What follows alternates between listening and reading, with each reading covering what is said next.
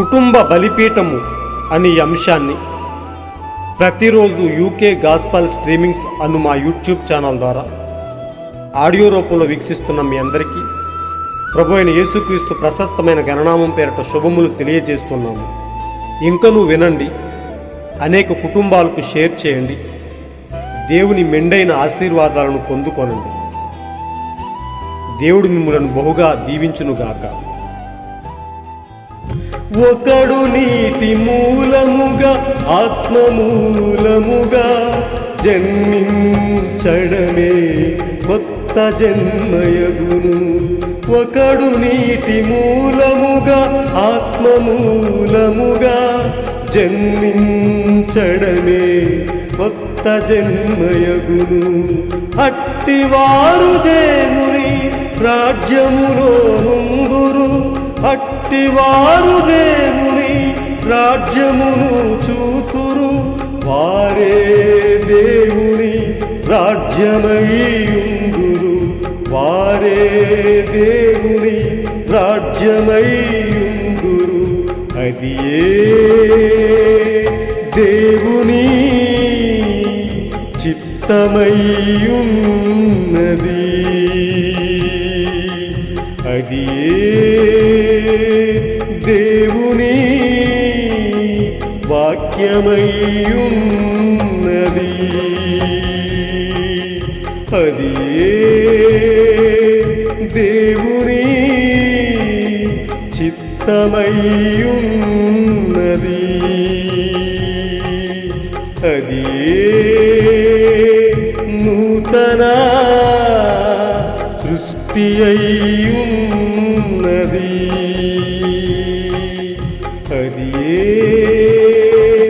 నూతన సృష్టి అయ్యున్నది, సృష్టి అయ్యున్నది, సృష్టి అయ్యున్నది. ఒక కుటుంబ బలిపీఠం వాల్యూమ్ 1 నుండి 72వ రోజు, మార్చ్ 13వ తేదీ. అంశము: సహజంగా జరిగే ప్రసవం కాన్పు అనేది ఆధ్యాత్మిక ప్రసవానికి మాదిరి. శరీర మూలముగా జన్మించినది శరీరమును, ఆత్మ మూలముగా జన్మించినది ఆత్మయునై ఉన్నది. యోహాను 3వ అధ్యాయము 6వ వచనం. ఈ అంశము కొరకు కొంత వర్తమాన భాగాన్ని మనం చదివి విందాం. సహజంగా జరిగే ప్రసవం అనేది ఆధ్యాత్మిక ప్రసవానికి మాదిరి, నమూనా. మొదటి విషయం ఏమిటి? నీరు. అది వేరు చేసే నీరు, అనగా విశ్వాసం ద్వారా నీతీకరణ. తరువాత ఏమిటి? శుద్ధీకరణ, కడగబడటం. ఒక మట్టి గ్లాసును తీసుకోవటం, దానిని నీతిమంతునిగా మార్చడం అంటే దానిని చేతిలో పట్టుకోవడం. నీతీకరణ చేయటం అంటే దానిని శుభ్రం చేయటం. అప్పుడు అది పరిశుద్ధాత్మతో నింపబడటానికి సిద్ధంగా ఉంటుంది. శుద్ధీకరణ చేయటం అంటే దాన్ని శుభ్రం చేయటం. అప్పుడు అది పరిశుద్ధాత్మతో నింపబడటానికి సిద్ధంగా ఉంటుంది. శుద్ధీకరణ చేయుట అనే పదానికి శుభ్రం చేసి సేవ కోసం పక్కన పెట్టడం అని అర్థం, కానీ సేవలో ఉంచటం కాదు. మీ నజరేయులు మరియు పిల్గ్రిమ్ హోలీనెస్ సోదరులారా, శుద్ధీకరణ అనేది పరిశుద్ధాత్మ యొక్క మొత్తం పని అని మీరు భావిస్తారు. అది కాదు. శుద్ధీకరణ మిమ్మల్ని శుద్ధి చేస్తుంది, కానీ పరిశుద్ధాత్మ మిమ్మల్ని నింపుతుంది. ఆ గ్లాసు సేవ కోసం పక్కన పెట్టబడింది, కానీ అది పరిశుద్ధాత్మ ద్వారా సేవలో ఉంచబడి పరిశుద్ధాత్మతో నింపబడే వరకు అది సేవలో ఉన్నట్లు కాదు. అది అంతే. ఇప్పుడు ఇతన్ని గమనించండి. మొదట అతను దానిని నీతీకరణ లేదా వేరు చేసే నీటి ద్వారా పొందాడు. వినుట వలన విశ్వాసం వస్తుంది. రెండవది, అతనిని శుద్ధి చేసే రక్తాన్ని మీరు గుర్తించాలి. అతను ఇంకా చర్చిలోకి రాలేదు, అతను ఇంకా సహవాసంలోకి రాలేదు, కానీ అతను దానిలోకి వెళ్ళే మార్గంలో ఉన్నాడు. అతడు వాక్యాన్ని విన్నాడు. వినుట వలన విశ్వాసం వస్తుంది. తరువాత అతను ఆ 7 గీతలను చూసి గుర్తించాడు. దానిని తీసుకునే సమయం మనకు ఉంటే ఆ 7 గీతలు 7 సంఘకాలాల్ని లేదా 7 విమోచనలను సూచిస్తున్నాయి. లేదా మీరు దాన్ని ఏమని పిలవాలనుకుంటే అది మీ ఇష్టం. ప్రతి కాలంలో దేవుడు రక్తాన్ని మాత్రమే గుర్తిస్తాడు. ఆదికాండం నుండి ప్రకటన గ్రంథం ముగింపు వరకు శుద్ధి చేసేది కేవలం రక్తం మాత్రమే. ఆ ఎర్రటి గీత బైబిల్లో మొదటి నుండి చివరి వరకు నడిచింది. సహవాసానికి ఆధారం రక్తం ద్వారానే. అది ఖచ్చితంగా సరి అయినది. సహవాసానికి ఏకైక ఆధారం సంస్థలు లేదా శాఖలు కాదు, యేసుక్రీస్తు రక్తమే. రక్తం మనల్ని మన పాపాల నుండి శుద్ధి చేసి మనల్ని ఒక సాధారణ ప్రదేశంలోకి తీసుకువస్తుంది. ఇప్పుడు అతడు పరిసయ్యుడు, సద్దుకయ్యుడు లేదా అతను ఎవరైనా కావచ్చు. అతనికి ఆ సహవాసానికి హక్కు ఉంది. కానీ అతడు ఒక పరిసయ్యుడైనందున అతను ఉండలేకపోయాడు. అతను రక్తం కిందకు రావటం ద్వారా ఆ సహవాసంలోకి వచ్చాడు. ఇప్పుడు అతను గోడ వైపు వెళ్తున్నాడు. ఈ గోడ సంఘకాలాలను గుర్తిస్తున్నాడు. ఈ 7 సంఘకాలాల్ని గుర్తిస్తున్నాడు. 6000 సంవత్సరాలలో దేవుడు ప్రపంచాన్ని నిర్మించాడు. 7వ 1000 సంవత్సరాలు 1000 ఏళ్ల పాలనకు ఒక నమూనా. అది ఆయన విశ్రాంతి. ఇప్పుడు నేను ఆ రాత్రి చెప్పినట్లుగా లేదా ప్రతి 2000 సంవత్సరాలకు ఏదో జరిగింది. మొదటి 2000 సంవత్సరాలు నోవాహు ఓడను నిర్మించాడు. రెండవ 2000 సంవత్సరాలు క్రీస్తు వచ్చాడు. మరిప్పుడు 7వది, దేవుడు 6 రోజులు ప్రపంచాన్ని నిర్మించి కష్టపడినట్లుగా 6000 సంవత్సరాలు ఒక దినము 1000 సంవత్సరాలకు సమానమని మనకు తెలుసు. మరియు 7వ 1000 సంవత్సరాలు సంఘము 6000 సంవత్సరాలు పాపానికి వ్యతిరేకంగా పోరాడింది. 7వ 1000 సంవత్సరాలు 1000 ఏళ్ల పాలన మరియు మొత్తం సృష్టికి ఒక స్మారక చిహ్నం. దేవుడు తన సంఘాన్ని విమోచించాడని ఆదాముతో నీవు ఆ పండు తిను దినమున నిశ్చయంగా చనిపోతావని చెప్పాడు. ఒక మనిషిని 1000 సంవత్సరాలు జీవించడానికి ఆయన అనుమతించినప్పుడు అది ఒక నమూనా మరియు ఒక స్మారక చిహ్నం. అతనిపై ఇక పాపం ఉండదు. అతను దేవునితో శాశ్వతంగా సహవాసంలో ఉంటాడు. ఆమేన్. అది నిజం. మనం ఇప్పుడు దానికి సరిగ్గా ఉన్నాం. ఇప్పుడు మనం రక్తాన్ని గుర్తించి ద్వారం వద్దకు వస్తున్నాం. అప్పుడు మీరు రక్తం కిందకు వచ్చినప్పుడు మీరు మందిరంలోకి వెళ్తారు. పరిశుద్ధమైన స్థలం యొక్క ఉనికితో కప్పబడతాము. షెకీనా గ్లోరీ అదంతా మందిరంలోనే. అది ప్రతిష్ఠింపబడినప్పుడు, సొలొమోను ఆలయాన్ని ప్రతిష్ఠించినప్పుడు మొత్తం మందిరమంతా పొగతో నిండిపోయింది. మొదట వేరు చేసే నీరు ఇంకా సరిగ్గా లేదు. రక్తాన్ని గుర్తించండి. మీరు మీ మార్గంలో ఉన్నారు. మీరు ద్వారం వద్ద ఉన్నారు. తర్వాత అతి పరిశుద్ధమైన ప్రదేశంలోకి. దాని గూర్చి నేనేమి చెప్పాలి? లోదర్ నీతిమంతులుగా మార్చబడటం కింద వాక్యాన్ని నమ్మటం, వెస్లీ శుద్ధీకరణ కింద ద్వారం వద్ద, పెంతుకోస్తు పరిశుద్ధాత్మలో సహవాసం, షెకీనా గ్లోరీ. సహవాసం అనే వర్తమాన భాగం నుంచి సేకరించబడిన మంచి అంశము. ప్రియమైన దేవుని బిడ్డలారా, దేవుడు మన కొరకు ఇచ్చిన గొప్ప అంశం కొరకు ఆయన ఉన్నతమైన నామానికి మహిమ కలుగును గాక.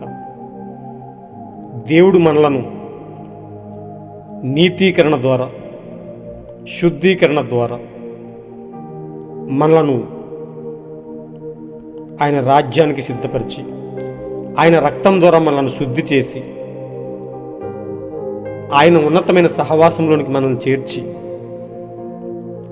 మనము ఆయనలో ముద్రింపబడటానికి దేవుడు మనకిచ్చిన కృప కొరకు ఆయన ఉన్నతమైన నామానికి మహిమ కలుగును గాక. నిజంగా ప్రియ సోదరులారా, ఈరోజు మనం చదువుకున్న అంశం సహజంగా జరిగే ప్రసవం లేదా కాన్పు అనేది ఆధ్యాత్మిక ప్రసవానికి మాదిరి. ఓ అద్భుతమైన అంశము. ఇలాంటి అంశాల గురించి మాట్లాడటానికి మీరు చాలా సమయం వెచ్చించవలసి ఉంది, కానీ మనకు టైం లేదు. వాస్తవానికి ఇలాంటి మంచి అంశాలను కనీసం 1 గంట టైం ఉంటే చాలా మంచిగా వివరించవచ్చు. కానీ కుటుంబ బలిపీఠం అనే అంశంలో మనం మాట్లాడుకోవడానికి కేవలం 10 నిమిషములు మాత్రమే అవకాశం ఉంది. ఒక 10 నిమిషములు పేజీ చదువుతున్నాం, మరొక 10 నిమిషములు దాన్ని వివరించి చెప్తున్నాం. ఇంత మంచి అంశాన్ని, ఇంత విఫలీకరణను కేవలం 10 నిమిషాల్లో ముగించడం అనేది సాధ్యపడదు. కనుక మీరందరూ గమనిస్తారని, అర్థం చేసుకుంటారని ఆశపడుతున్నాను. అయితే ఈ అంశం కొరకు చాలా సింపుల్గా 2 విషయాలు మనం తెలుసుకుందాం. సహజంగా జరిగే ప్రసవం అనేది ఆధ్యాత్మిక ప్రసవానికి మాదిరి. నిజంగా మనం గమనించినట్లయితే ఒక బిడ్డ జన్మించినప్పుడు సహజంగా ఏం జరుగుతుంది అనే విషయాన్ని ఆలోచిస్తే మొదటిగా నీరు వస్తుంది, ఉమ్ము నీరు అని మనం చెప్తుంటాం కదా. మొదటిగా నీరు బయటకు రావాల్సి ఉంది, తరువాత రక్తం బయటకు వస్తుంది, తరువాత వెంటనే జీవం వస్తుంది. ఒక 3 అంశములు గుండా సహజంగా జన్మ అనేది జరుగుతుంది. అదే జన్మను ఆధ్యాత్మిక జన్మానికి పోల్చి చెబుతూ మన ప్రవక్త మంచి విషయాలు మనకి వ్యక్తపరచడం జరిగింది.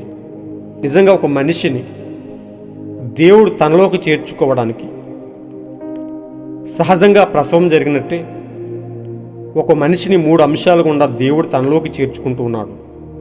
అదే కొత్త జన్మ, అదే నూతన జన్మ. అది ఏమిటి అని చూసినప్పుడు ఒక మనిషిలో మొదటిగా నీతీకరణ, మారు మనస్సు.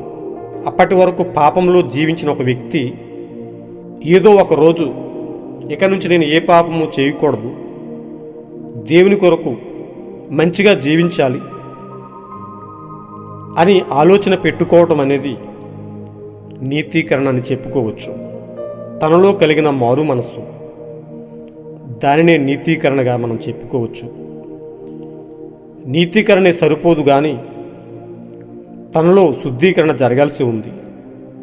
ఒక మనిషి మారు మనసు పొందిన తర్వాత, నీతిగా జీవించాలి అని అనుకున్న తర్వాత తనలో శుద్ధీకరణ జరుగుతూ ఉంది.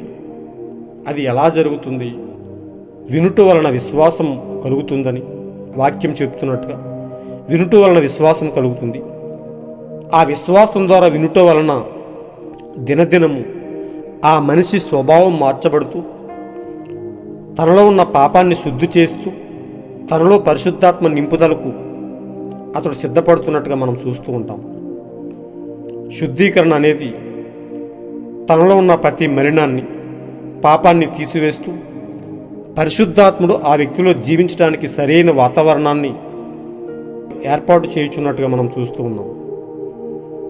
నిజంగా అదే మంచి ఎగ్జాంపుల్.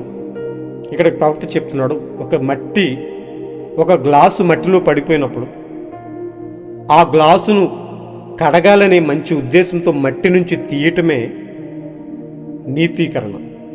తీసిన తర్వాత నీటి ద్వారా ఆ మట్టిలో పడిపోయిన ఆ గ్లాసును కడగటం అనేది శుద్ధీకరణ. కడగబడిన తర్వాత దానిలో ఉన్న ఆ మట్టి మలినమంతా పోయిన తర్వాత దాన్ని మనం సాధారణంగా వాడుకోవడానికి పక్కన పెడతాం. అయితే నీతీకరణ, శుద్ధీకరణ ద్వారా అది పరిపూర్ణమైందని కాదు అని ప్రవక్త చెప్తున్నాడు. అది ఖాళీగా ఉంది, కానీ దానిలో ఏదో ఒక పదార్థాన్ని నింపడం ద్వారా అది వాడకంలోకి వెళ్తుంది. అది నీతీకరణ, శుద్ధీకరణ ద్వారా సిద్ధపరచబడి రెడీగా ఉంది, అది వాడకానికి సిద్ధంగా ఉందని అర్థం. అలాగే ఒక మనిషి పాపం నుంచి వేరు చేయబడి విశ్వాసం ద్వారా, క్రీస్తు అనే రక్తము ద్వారా శుద్ధి చేయబడి, ఆ రక్తము అనగా వాక్యమే. వాక్యం ఒక మనిషిని శుద్ధి చేస్తూ ఉంటుంది, ఒక మనిషిని కడిగి వేస్తుంది. ఆ మనిషిని శుద్ధి చేసిన తర్వాత అతడు పరిశుద్ధాత్మ నింపుదలకు దేవునికి వాడుకునే ఒక పాత్రగా పక్కన పెట్టి ఉంచబడతాడు. అతడు దేవుడు వాడుకోవడానికి యోగ్యమైన పాత్రగా ఉన్నప్పుడు దేవుడు అతనిలోకి వస్తాడు, దేవుడు అతన్ని వాడుకుంటాడు. అదే కొత్త జన్మ అయి ఉన్నది. నీతీకరణ ద్వారా, శుద్ధీకరణ ద్వారా, దేవుడు పరిశుద్ధాత్మ నింపుదల ద్వారా ఒక మనిషి సంపూర్ణతలోకి వచ్చి క్రీస్తు రాజ్యానికి వారసుడిగా అవుతూ ఉన్నాడు. ప్రతి కాలం గుండా దేవుడు ఒకే క్రమాన్ని కలిగి నీతీకరణ, శుద్ధీకరణ, పరిశుద్ధాత్మ బాప్తిస్మం అనే 3 అంశాల ద్వారా తన రాజ్యంలోకి చేర్చుకుంటున్నట్టుగా వధువు జాబితాలోకి, తన సహవాసంలోకి లేదా వధువులోకి చేర్చుకోవడం అనేది జరుగుతుంది. నిజంగా మనకి ఇక్కడ ఎన్నో విషయాలు ప్రవక్త చెప్పుకుంటూ వచ్చాడు. అయితే ఇక్కడ మాట్లాడుకోవడానికి మనకు సమయం కాదు, కానీ మనం మాట్లాడుకున్నదే గొప్ప ఎగ్జాంపుల్గా మనం చూడవచ్చు. దేవుడు ఎన్నడూ మారినవాడు. ఒక మనిషి నీటి మూలంగాను ఆత్మ మూలంగాను జన్మించుటయే కొత్త జన్మయగును అని మనం గతంలో మాట్లాడుకున్నాం. నిజంగా అదే క్రమం. దేవుడు సృష్టిని కూడా అదే క్రమంలో చేసుకుంటూ వచ్చినట్టుగా మనం చూస్తూ ఉన్నాం. దేవుడు ప్రతి 2000 సంవత్సరాలకు ఒకసారి ఈ సృష్టిని ఏదో రకంగా ఆయన మారుస్తూ ఉన్నాడు. దేవుడు ప్రతి 2000 సంవత్సరాలకు ఒకసారి ఈ సృష్టిలో ఏదో ఒకటి జరుగుతుందని ప్రవక్త చెప్తూ ఉన్నాడు. దేవుని సృష్టిని 6000 సంవత్సరాలుగా విభజించడం జరిగింది. ఆదాము నుండి నోవాహు వరకు 2000 సంవత్సరాలు. ఆ 2000 సంవత్సరాల్లో ఏం జరిగిందని మనం చూస్తే, నోవాహు కాలంలో, చివరి కాలంలో దేవుడు భూమిని నీరు ద్వారా శుద్ధీకరించాడు, నీటి ద్వారా కడగటం జరిగింది. అదే క్రమంలో నోవాహు నుండి యేసుక్రీస్తు వరకు 2000 సంవత్సరాలు. ఈ 2000 సంవత్సరాల్లో ఏం జరిగింది? రక్తము, యేసుక్రీస్తు రక్తము ఈ సృష్టిలోకి వచ్చినట్టుగా మనం చూస్తున్నాం. ఆయన రక్తము చేత దేవుడు ప్రజలను శుద్ధి చేస్తూ వస్తున్నట్టుగా మనం చూస్తున్నాం. అదే శుద్ధీకరణ. అయితే ఈ భూమి, ఈ సృష్టి యావత్తు అగ్ని బాప్తిస్తానికి సిద్ధపడుతున్నట్టుగా మనం చూస్తూ ఉన్నాం. ఈ భూమి ఆకాశంలో మిక్కటమైన వేండ్రంతో లయమైపోవుట అనేది అగ్ని బాప్తిస్మంగా మనం చూడవచ్చు. ఇలాంటి క్రమంలో దేవుడు ఎల్లప్పుడూ ఒకటే విధానాన్ని కలిగి ఉన్నట్టుగా మనం చూస్తున్నాం. యేసుక్రీస్తు నుండి మన వరకు మరొక 2000 సంవత్సరాలుగా గుర్తించడం జరిగింది.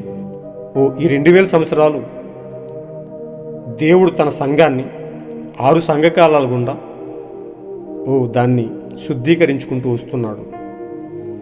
అయితే మనమందరం ఆయన పరిశుద్ధాత్మ చేత ముద్రించబడుతున్నాం.